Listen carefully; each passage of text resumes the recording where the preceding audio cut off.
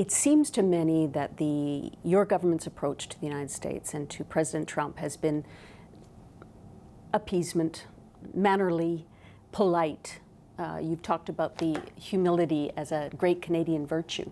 But given what's going on in the United States, with the unpredictability of his response to NAFTA alone, tearing it up, threatening it, saying we're taking advantage of America, is it time to have less manners and more muscle, a more aggressive approach? I think the Canadian way, Susan, is to have both manners and muscle. And I don't think the two are contradictory. I think it's absolutely right for us to be polite, for us to be reasonable, for us to be fact-based.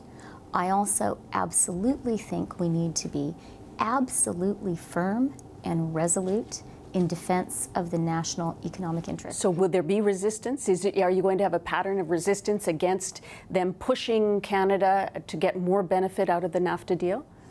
Trade negotiations are always tough. Trade negotiations are always about every country working hard to get the best possible deal. And that's what we're going to do. I do want to say one thing, really to reassure Canadians. We have the best, the smartest, the toughest, and the most professional trade negotiators in the world. I know because other countries are constantly trying to hire them. So I feel these are going to be robust negotiations. I believe trade is win-win, and I think we're going to get there, and I think we're going to get a great deal for Canada. But you're dealing with President Trump, who we haven't seen the likes of before. You must have to alter your strategy. You must sit at your desk some days and say, what? What's this now? Good diplomats always think about their strategy and their approach in terms of what works with the person across the table. So, of course, so what works with him? Well, my direct counterpart is Secretary Tillerson, and his experience running ExxonMobil is a great advantage for Canada.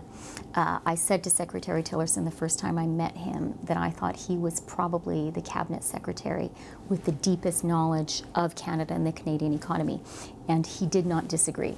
So I think in him we have a strong voice at the U.S. cabinet table who really understands Canada. So you say you deal with the person across from you. How does the Canadian government approach Donald Trump? So I've been present with the Prime Minister at his 2 face-to-face meetings with President Trump, and I have to say they were really good meetings. The President really listened. He listened carefully to what we had to say and responded to it. It was a real conversation. There was a real warmth in the meetings, and in both of them, including most recently in Italy and Taormina, the President talked about Canada being the largest market for the United States. The President said that, a little bit incredulously. He was like, you guys are really important to us. And we said, yeah. He's figured that out. Absolutely.